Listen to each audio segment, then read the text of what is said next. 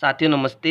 तो आज हम अध्याय 1 वास्तविक संख्याएं के जो इम्पोर्टेंट पॉइंट है वो पढ़ेंगे और हमारा पहला पॉइंट है वास्तविक संख्या, जो कि हमारे चैप्टर का नाम है।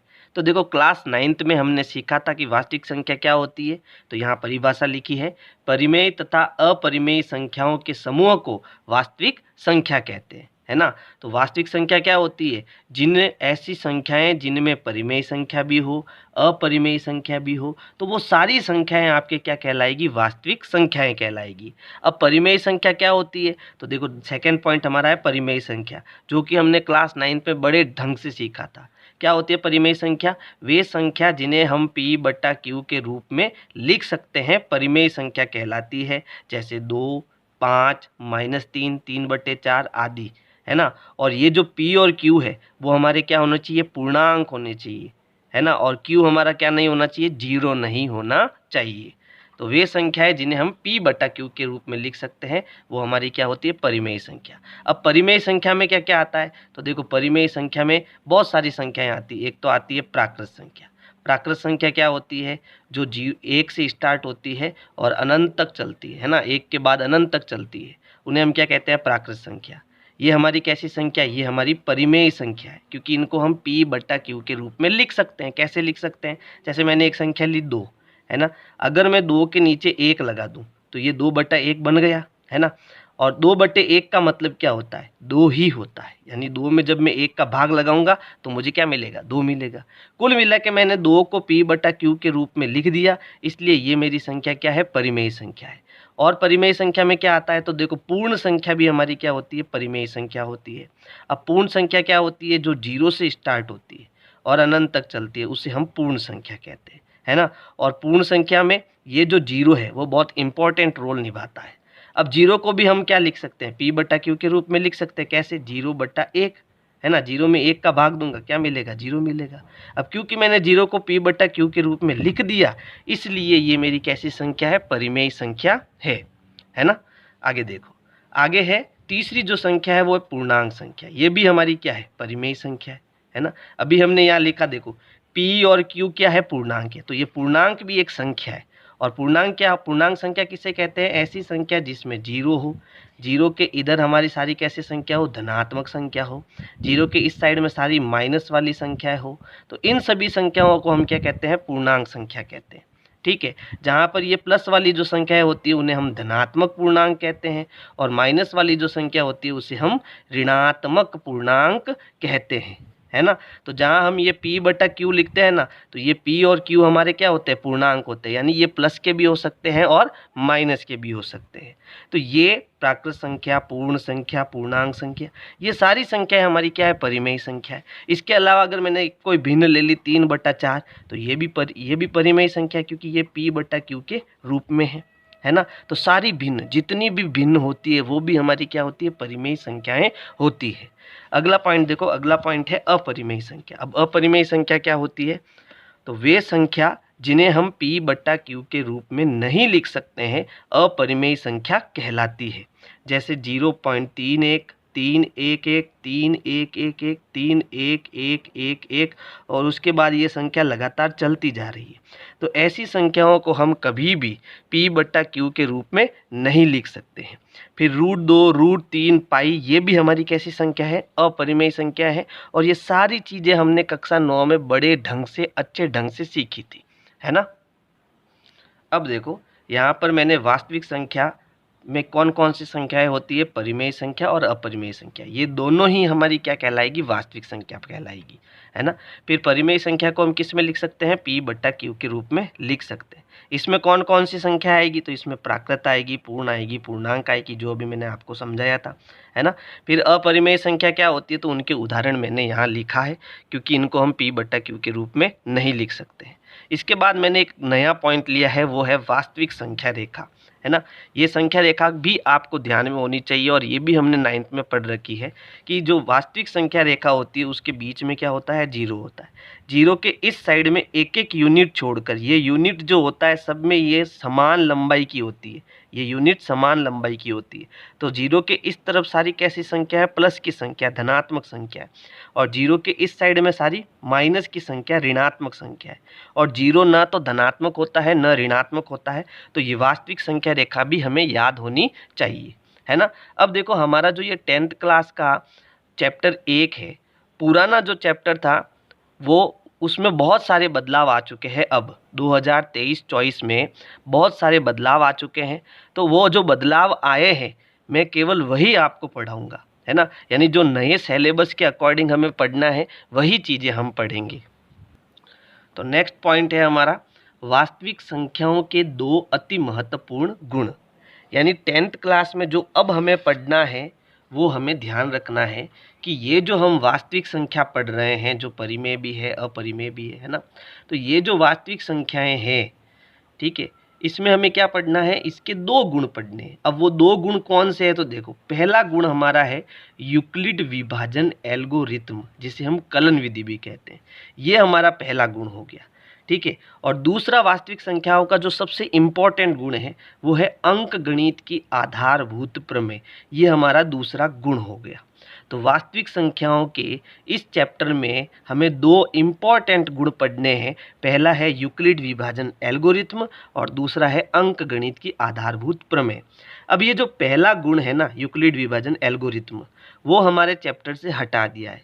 फिर भी हम इसको समझेंगे कि ये गुण है क्या, है ना, शॉर्ट में इसको समझ लेते हैं। बाकी ये जो सेकंड वाला गुण है इसका विस्तार से चैप्टर में हमें दिया हुआ है, तो इसको हमें अच्छे से समझना है। तो पहला गुण देखो, यूक्लिड विभाजन एल्गोरिथम क्या कहती है। यूक्लिड विभाजन एल्गोरिथम कहती है यह दिए गए 2 धनात्मक पूर्णांक, अभी हमने समझा था धनात्मक पूर्णांक क्या होता है ना, पूर्णांक संख्याओं में जो प्लस वाली संख्याएं होती है, तो कोई भी प्लस वाली हमें कितनी संख्याएं लेनी है, 2 संख्याएं लेनी है। तो यह दिए गए 2 धनात्मक पूर्णांकों के HCF निकालने की एक विधि है। ये जो आपको यूक्लिड विभाजन एल्गोरिथम लिखा है, ये HCF ज्ञात करने की क्या होती है, एक विधि होती है। यदि 2 धनात्मक पूर्णांक A और B है, यानी यहाँ पर हम एक A और B 2 धनात्मक पूर्णांक ले रहे हैं, जैसे 4 और 5 ले लो ना, 5 और 4 ले लो, है ना, जैसे हम A और B ले रहे हैं, जिसमें A जो है वो B से क्या है, बड़ा है, यानी 5 जो है वो 4 से बड़ा है ना। A B है, जहाँ A B से बड़ा है, तो A हमें कैसे मिला, A हमें मिलेगा B और Q को गुणा करके, B और Q को गुणा करके प्लस इसमें R जोड़ेंगे तो हमें क्या मिलेगा, A मिलेगा। यही हमारा यूक्लिड विभाजन एल्गोरिथम है। अब ये क्या बीमारी है इसको हम समझेंगे, ये क्या कहना चाहता है। जो भाग विधि होती है यही यूक्लिड विभाजन है। कैसे कि मान लो मेरे पास 2 संख्या A और B, यदि बड़ी संख्या में मैं छोटी संख्या का भाग देता हूँ, जैसे मैंने 5 में 2 का भाग दिया मान लो, ठीक है, ऐसे ही एग्जाम्पल से समझा रहा हूँ। तो 2 का भाग दूंगा तो 2 का भाग कितनी बार जाएगा, 2 दूनी 4, है ना, बचेगा कितना, 1। इसी प्रकार B में अगर मैं A में B का भाग दूंगा तो मान लो ये भाग कितनी बार जाता है, Q बार, और जो भी संख्या आती है घटाने पर शेषफल हमें कितना मिलता है, R मिलता है, ठीक है। तो ये 5 हमें अब वापस चाहिए, ये 5 हमें कैसे मिलेगा, तो देखो ये 5 कैसे मिलेगा, जैसे ये 5 है, ये मुझे वापस चाहिए, तो क्या करूं, जिसका हमने भाग दिया है और जितना हमारा भाग फल आया है उसका उससे गुणा कर दो, यानी 2 का 2 से गुणा कर दो और फिर इसमें शेषफल जोड़ दो, यानी कि 1 जोड़ दो। यानी भाजक को भागफल से गुणा करके शेषफल जोड़ने पर मुझे वापस वो संख्या यानी भाज्य मिल जाएगा। यानी 2 × 2 करूँगा और जैसे ही 1 जोड़ूंगा तो मुझे वापस क्या मिल जाएगा, भाज्य मिल जाएगा। तो यही तो मैंने किया है। देखो यहाँ पर A में मैंने B का भाग दिया, Q बार भाग गया, और यहाँ पर जो भी संख्या आई घटाने पर शेषफल मेरा कितना आया, R आया। अब मुझे वापस A चाहिए, तो मैं क्या करूँगा, B को Q से गुणा करूँगा, B × Q, और उसमें क्या जोड़ूँगा, R जोड़ूँगा, तो मुझे A वापस मिल जाएगा, है ना। अब इससे हम HCF कैसे ज्ञात करेंगे वो हमें समझना है, ठीक है। तो एक एग्जाम्पल, ये एक एग्जाम्पल ही है पूरे बुक में जो मैं HCF किससे ज्ञात करूंगा, यूक्लिड विभाजन एल्गोरिथम से ज्ञात करूंगा। बाकी आपकी बुक में ये कहीं भी नहीं है कि यूक्लिड विभाजन एल्गोरिथम से HCF ज्ञात करो। फिर भी एक आधा उदाहरण हम समझ लेते हैं। उदाहरण है 96 व 404 का HCF ज्ञात कीजिए, यानी 96 और 404 का हमें HCF ज्ञात करना है। और ये HCF जो है हम कौन सी विधि से ज्ञात करेंगे? यूक्लिड विभाजन से ज्ञात करेंगे। अब कैसे करना है उसको समझो। हमें दो संख्या दी, एक तो दिया 96, दूसरा दिया 404, है ना। अब दोनों में बड़ा कौन है? 404 बड़ा है, ठीक है। यानी कि मुझे क्या करना है? 404 में किसका भाग देना है? 96 का भाग देना है। अब ये भाग कितनी बार जाएगा? तो देखो, जब मैं 96 की टेबल 4 बार बोलूँगा, यानी 4 से इसको गुणा कराऊंगा, तो 6 चौक 24, हसल के 2, 9 चौक 36, 36 और 2 कितना हो जाएगा? 38। तो भाग जाएगा 4 बार और कितना आएगा? 384 आएगा। घटाएंगे, 4 में से 4 गया 0, 10 में से 8 गए 2, 3 में से 3 गया 0, ठीक है। तो अब देखो हमने क्या किया, मुझे क्या चाहिए? 404 चाहिए। कैसे मिलेगा? जब मैं 96 को 4 से गुणा करूंगा और उसमें कितना जोड़ूंगा? 20 जोड़ूंगा, तो मुझे कितना मिलेगा? 404 मिलेगा, ठीक है। अब हमें क्या करना है? अब देखो, अब इन दोनों संख्याओं को लेना है, एक तो 96 और एक 20। अब देखो इन दोनों में बड़ा कौन है? 96 है, तो अब 96 यहाँ पर रहेगा, 96 यहाँ रहेगा और 20 यहाँ रहेगा। अब 20 को मैं ऐसी किस संख्या से गुणा करूँ, ठीक है, कि यहाँ पर ये 96 मुझे मिले और क्या जोड़ूँ तब 96 मिले, यानी कि कुल मिला के मुझे इस चिन्ह में अब भाग देना है 20 का। तो भाग कितनी बार जाएगा? 4 बार। कितना आएगा? 80। घटाएंगे तो कितना बचेगा? 16। अब मुझे 96 कैसे मिलेगा? 20 को जब मैं 4 से गुणा करूँगा और उसमें 16 जोड़ूंगा तब मुझे 96 मिलेगा, है ना। अब देखो इन दोनों में बड़ा कौन है? 20 और 16 में 20 बड़ा है, तो अब 20 को हमें यहाँ रखना है और 16 को यहाँ रखना है। 16 को मैं 1 से गुणा करूँगा और जब 4 जोड़ूंगा तब मुझे 20 मिलेगा, है ना। यानी फिर से मैंने यहाँ भाग किया। अब देखो इन दोनों में बड़ा कौन है? तो इन दोनों में 16 बड़ा है, 4 यहाँ आएगा। 4 को अब मुझे किस से गुणा करूंगा कि 16 है? तो 4 चौक 16, क्या जोड़ूंगा? 0 जोड़ूंगा। जब यहाँ पर शेषफल 0 आ जाता है तो ये विधि हमारी खत्म हो जाती है और जो यहाँ पर इस साइड में जो संख्या होती है वही हमारा क्या होता है? HCF होता है। तो इस प्रकार से जो है हम क्या निकालते हैं? हम यूक्लिड विभाजन के द्वारा HCF ज्ञात करते हैं जब हमें दो धनात्मक पूर्णांक दिए हुए हो। यही यूक्लिड विभाजन प्रमेय का है ना। तो इस एग्जाम्पल का आप एक स्क्रीनशॉट ले सकते हो, चाहे आप इसको ऐसे करो या फिर ऐसे करो, आपका उत्तर हमेशा सही माना जाएगा। मेरे ख्याल से ये विधि ज़्यादा बेहतर है। मैं आपको ये विधि भी बता देता हूँ कि ये कैसे करना है, ठीक है। इसमें आपका ऐसे बड़ी आसानी से निकल जाएगा। अब इसको ज्ञात कैसे करना है वो भी समझो। तो इसमें हमें क्या करना है? देखो, सबसे पहले बड़ी संख्या कौन है? 404 है, तो इसमें हमें किसका भाग देना है? चिन्हों का भाग देना। भाग कितनी बार जाएगा? 4 बार। कितना आएगा? 384 आएगा। 4 में से 4 गया 0, 10 में से 8 गए 2, 20 बचा। अब देखो जो शेषफल हमारा बचा है वो हमारी बड़ी संख्या बन जाएगी, है ना। और जिसका हमने पहले भाग दिया 96, वो हमारी बड़ी संख्या बन जाएगी और जो शेषफल आया है वो हमारी छोटी संख्या बन जाएगी। यानी अब हमें क्या करना है? इस 20 का इसमें भाग देना है, 96 में भाग देना है। तो भाग देंगे तो देखो 20 का भाग कितनी बार जाएगा? 4 बार। कितना आएगा? ये 80 आएगा। ये हो गया 6 और ये हो गया। अब हमारा शेषफल कितना बचा? 16। किसका भाग दिया था हमने? 20 का।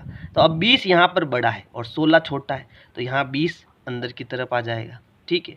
अब वापस भाग देंगे तो 16 एकम 16, कितना बचा? 4 बचा। तो अब इस केस में देखो, अब 16 बड़ा है या 4? 16 बड़ा है, तो 16 अब अंदर आएगा।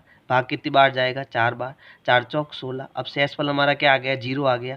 तो 0 आ गया तो अब यहाँ पर जो बचा है ना, वही हमारा क्या हो जाएगा? HCF हो जाएगा, ठीक है। तो ये मेथड ज़्यादा ईजी रहेगा। यही यूक्लिड विभाजन एल्गोरिथम होता है, ठीक है। अब हम नेक्स्ट पॉइंट पढ़ते हैं। नेक्स्ट पॉइंट हमारा देखो, एक पॉइंट तो हमने यहाँ पढ़ लिया यूक्लिड विभाजन एल्गोरिथम, है ना। दूसरा पॉइंट हमारा जो इम्पोर्टेंट गुण है वो है अंक गणित की आधारभूत प्रमेय, ठीक है। और आपके एग्जाम में इसी में से प्रश्न आने वाला है, तो इस प्रमेय को आपको बड़े सही तरीके से समझना है। तो ये देखो, जो अंक गणित की आधारभूत प्रमेय है वो आपकी प्रमेय 1.1 है।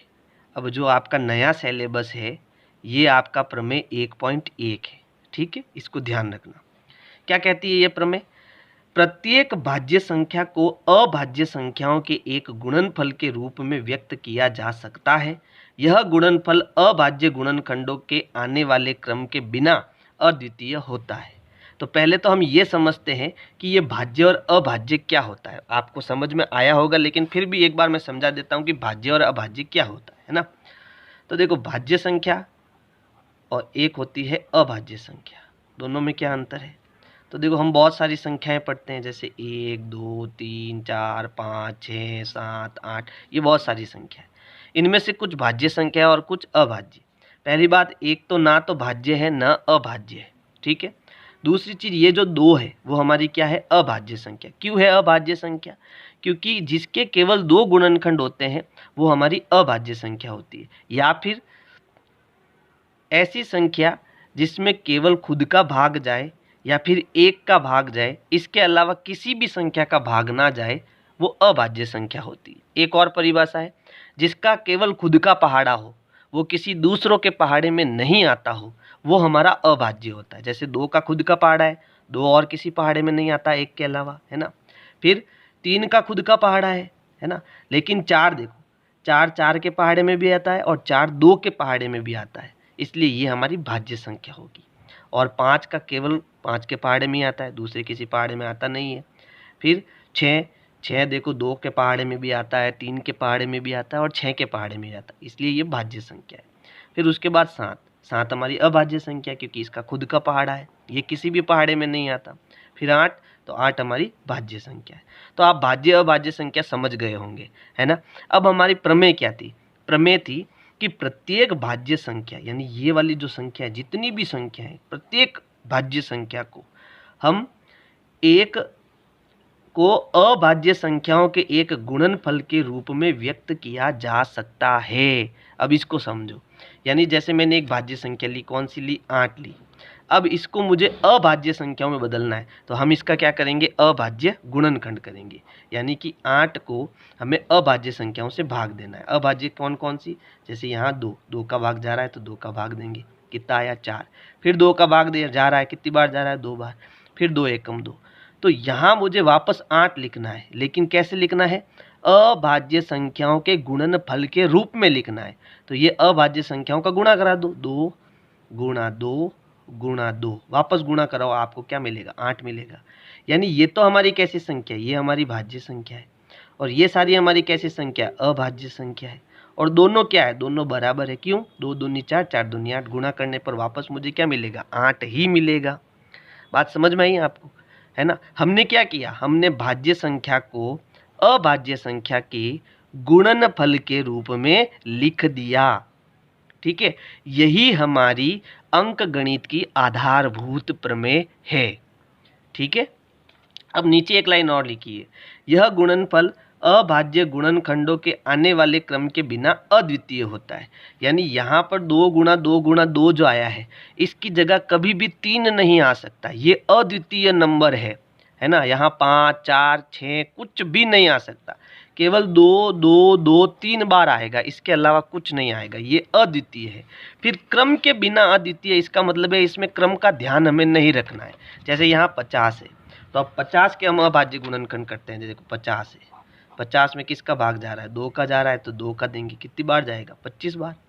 अब 2 का नहीं जा रहा है तो 3 का नहीं जा रहा है, फिर किसका सोचना है? 5 का भाग देंगे, 5 25। फिर 5 का जा रहा है 1 बार। यानी अगर मुझे 50 लिखना है तो कैसे लिखूंगा? 2 गुणा 5 करके लिखूंगा, ठीक है। तो यहाँ पर इसको मैं 50 को ऐसे भी तो लिख सकता हूँ, 5 गुणा 2 गुणा 5, या ऐसे भी तो लिख सकता हूँ 50 बराबर 5 गुणा 5 गुणा 2, है ना। सबको गुणा कराने पर हमारा उत्तर तो 50 ही आएगा, है ना। यानी इसमें क्रम का ध्यान रखे बिना, क्रम का बिना ध्यान रखे ये सारे जो आपके अभाज्य गुणनखंड आए हैं, टुकड़े आए हैं, वो अद्वितीय है। यानी 2 5 5 के अलावा यहाँ कोई दूसरा नंबर नहीं आ सकता, 3 4 5 कुछ दूसरा नंबर नहीं आ सकता, यही नंबर आएंगे, ठीक है। ये अद्वितीय नंबर है। और अब देखो एक चीज़, इसमें हम इसको घात रूप में भी लिख सकते हैं। कैसे लिख सकते हैं कि 50 बराबर क्या आया? 2 × 5 × 5 आया, तो 2 × 5 कितनी बार आया? 2 बार। तो इसको हम 5 की घात 2 भी लिख सकते हैं, ऐसे भी हम इसको लिख सकते हैं, ये भी हमें ध्यान रखना है।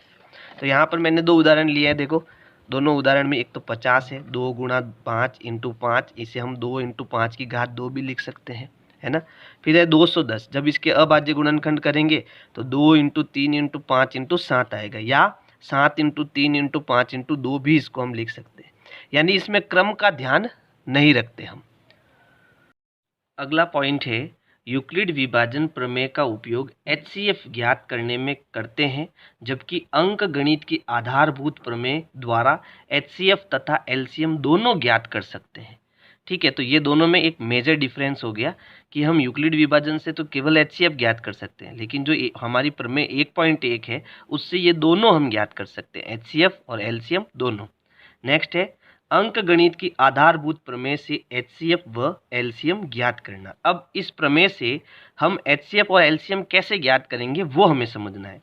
सबसे पहले देखो एचसीएफ कैसे ज्ञात करना, संख्याओं में प्रत्येक उभयनिष्ठ अभाज्य गुणनखंड की सबसे छोटी घात का गुणनफल जो होता है वही हमारा क्या होता है, एचसीएफ होता है। अब इसको हम एक एग्जाम्पल से समझते हैं। जैसे यहाँ पर मैंने 6 और 20 का एक एग्जाम्पल लिया है और इससे हमें क्या ज्ञात करना है, एचसीएफ ज्ञात करना है। 6 और 20 का हमें क्या निकालना है, एचसीएफ निकालना है। तो सबसे पहले देखो 6 को हमें क्या करना पड़ेगा, प्रमेय क्या कहती है, भाज्य संख्या को अभाज्य संख्या के गुणनफल के रूप में लिखना। तो इसके हमें क्या करना पड़ेगा, अभाज्य गुणनखंड करना पड़ेगा। सबसे पहले किसका भाग देंगे, 2 का, 2 एकम 2, 2 दूनी 4, 2 त्रिया 6। अब किसका भाग जाएगा, 2 का तो जाएगा नहीं, तो 3 का भाग देंगे, 3 एकम 3। यानी अगर मुझे 6 लिखना है तो कैसे लिखूंगा, 2 गुणा 3 करके लिखूंगा, है ना। ये अभाज्य संख्या आ गई मेरे पास। फिर है 20, तो 20 का भी हमें क्या करना, अभाज्य गुणनखंड करना। तो देखो 20 के हम अभाज्य गुणनखंड करेंगे तो 20 में सबसे पहले किसका भाग देना, 2 का। यहाँ पर हमेशा अभाज्य संख्या का ही भाग देना, क्योंकि मुझे यहाँ अभाज्य संख्या ही लिखनी है ना। तो यहाँ भाग देंगे तो 2 दाए 20 होता है, तो यहाँ पर हो गया 10 बार भाग जाएगा। फिर 2 का भाग जाएगा अगेन, 2 पंजे 10। अब 3 का नहीं जाएगा, किसका जाएगा, 5 का, 5 एकम 5। तो अगर मुझे 20 लिखना है कैसे लिखूंगा, 2 इंटू 2 इंटू 5, ऐसे ही लिखूंगा, है ना। अब मैं 2 इंटू 2 को क्या लिख सकता हूँ, मैं ऐसे भी तो लिख सकता हूँ, क्योंकि 2 बार आ रहा है तो इसको 2 की घात 2 लिख सकता हूँ, फिर गुणा 5, है ना। अब देखो एक तो मुझे ये देखना है, दूसरा मुझे ये वाला देखना है। अब एचसीएफ में क्या कह रहा था, अभी ये नोट्स में क्या कह रहा था कि संख्याओं में प्रत्येक उभयनिष्ठ यानी कॉमन जो दोनों में हो, अभाज्य गुणनखंड की सबसे छोटी घात का गुणनफल, है ना। तो अब देखो इन दोनों में, देखो इन दोनों में 2 के ऊपर यहाँ पर 1 घात है और यहाँ 2 घात है, और 2 दोनों में है, यानी कि उभयनिष्ठ है ना। उभयनिष्ठ संख्या लेनी है, इसकी सबसे छोटी घात, तो देखो यहाँ घात 2 है और यहाँ घात 1 है, तो छोटी घात कौन हुई, घात 1 हुई, है ना। तो यही हमारा क्या होगा, एचसीएफ होगा, है ना। तो यहाँ हमें क्या लिखना है, 6 और 20 का जो एचसीएफ होगा, है ना, वो कितना होगा, 2 होगा। ये हमारा आंसर होगा। इस प्रकार से हमें एचसीएफ ज्ञात करना है। यहाँ पर देखो मैंने एचसीएफ ज्ञात किया है। सबसे पहले 6 और 20 का एचसीएफ ज्ञात करना है, तो 6 के गुणनखंड 2 की घात 1 इंटू 3 की घात 1। फिर 20 को क्या लिख सकते हैं, 2 की घात 2 इंटू 5। फिर इन दोनों में 2 है, उभयनिष्ठ कौन है, 2 है, इसकी छोटी घात कौन सी, 1 है, तो यही हमारा क्या हो जाएगा, एचसीएफ हो जाएगा।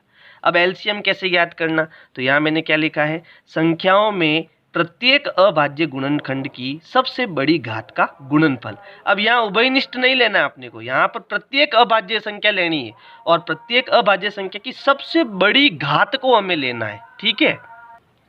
तो देखो एलसीएम हम कैसे ज्ञात करेंगे, जैसे हमें यहाँ पर यही प्रश्न दिया, 6 और 20 का एलसीएम हमें निकालना है, ठीक है।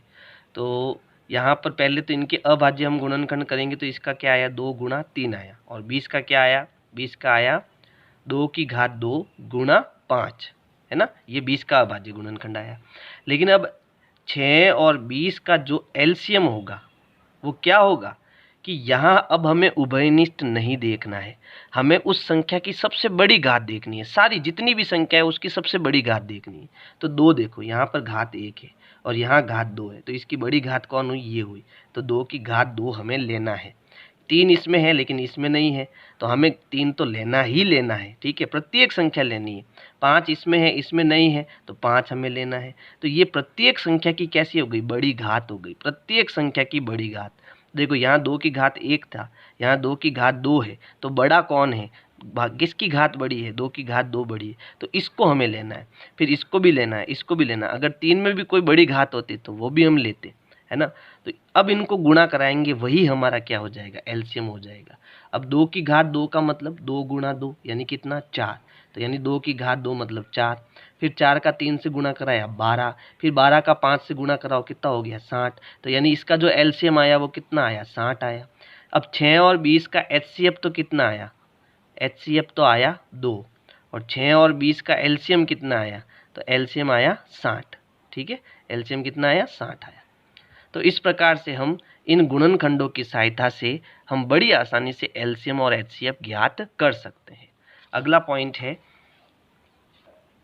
एचसीएफ तथा एलसीएम में संबंध। अब देखो यहाँ एचसीएफ और एलसीएम में एक बहुत इंपॉर्टेंट संबंध होता है, ये बहुत इंपॉर्टेंट है, ध्यान रखना, आपको एग्जाम में पूछेगा। तो ये है किन्हीं दो धनात्मक पूर्णांक ए और बी के लिए जो ए और बी का एचसीएफ है और ए और बी का जो एलसीएम है, जब इन दोनों का गुणा करेंगे, एचसीएफ और एलसीएम दोनों का गुणा करेंगे, तो वो इन दोनों संख्याओं के गुणनफल के बराबर आएगा। अब इसको समझने के लिए हम क्या करेंगे, जो हमने 6 और 20 का एलसीएम और एचसीएफ निकाला था उसी की सहायता से एक प्रश्न ले रहे हैं। प्रश्न क्या है, 6, 20 यानी यहाँ पर एक संख्या हो गई ए और दूसरी संख्या हो गई बी, 6 और 20 दो संख्या हो गई, का एलसीएम हमने कितना निकाला, 60 निकाला। यानी ये प्रश्न में दिया हुआ है 6, 20 का एलसीएम 60 है, तो 6, 20 का एचसीएफ ज्ञात कीजिए। यानी हमें क्या दिया हुआ है प्रश्न के अंदर, हमें दिया हुआ है 6 और 20 का जो एलसीएम है वो कितना दिया हुआ है, 60, और एचसीएफ हमें क्या करना है, ज्ञात करना है। यहाँ ए हमें दे रखा है, ए कितना है, 6 है, और बी कितना है, बी हमें दे रखा है 20। यानी ये जो संख्या ए, ये 6 और 20 जो है वो संख्या है ए और बी। अब सूत्र देखो, हमें क्या करना, इन दोनों का एलसीएम और एचसीएफ का गुणा करना, और फिर यहाँ बराबर में ए और बी का यानी संख्याओं का गुणा करना। तो हमारा जो सूत्र है वो क्या है, एलसीएम इंटू एचसीएफ बराबर ए गुणा बी। तो एलसीएम हमें कितना दिया हुआ है, एलसीएम हमें दिया हुआ है 60, एचसीएफ हमें ज्ञात करना है, ए कितना है 6 गुणा बी कितना है 20। ठीक है, एचसीएफ ज्ञात करना है, एचसीएफ यहीं रहेगा, 6 गुणा 20 भी अपनी जगह पर रहेगा। ये जो 60 है वो गुणे में है तो उधर किस में जाएगा, भाग में यानी कि बट्टे में। तो बराबर के इस साइड में 60 किस में आएगा, बट्टे में आएगा। अब इसको सरल करेंगे, 0 से 0 कटेगा, 6 से 6 कटेगा, तो एचसीएफ ऑटोमेटिक कितना आया, 2 आया। तो इस प्रकार से हम एचसीएफ बड़ी आसानी से ज्ञात कर सकते हैं। देखो अगला पॉइंट है हमारा प्रमेय 1.2। ये बहुत इंपॉर्टेंट प्रमेय है। 3 नंबर का एक जो प्रश्न बनता है वो इसी प्रमेय के अकॉर्डिंग बनता है। ठीक है, और इस पर हमें एक प्रमेय दी हुई है, प्रमेय 1.3, जो किस पर आधारित है, प्रमेय 1.2 पर आधारित है। और ये है √2 एक परिमेय संख्या है, अपरिमेय संख्या है, ये हमें सिद्ध करना है या फिर हमें यह बताना है। तो इसके लिए मैं एक अलग से नई वीडियो बनाऊंगा जिसमें हम √2, √3, √5 ये सारी संख्या अपरिमेय संख्या है, क्यों है उसको हमें सिद्ध करना है। तो इस पर मैं एक पूरी नई वीडियो बनाऊंगा। तो आज के लिए इतना ही। अगर मेरी वीडियो पसंद आ रही है तो वीडियो को लाइक करना है, अपने दोस्तों को शेयर करना है। Thank you. विनय क्लासेज की प्लेलिस्ट के लिए आपको YouTube के सर्च में जाना है, ऊपर लिखना है विनय क्लासेज और सर्च करना है। इसमें आपको मेरा चैनल दिखाई देगा, चैनल में आपको जाना है। इसके बाद में यहाँ पर देखो होम वीडियोज़ और प्लेलिस्ट का ऑप्शन है, तो इस प्रकार से आप मेरी प्लेलिस्ट पा सकते हैं।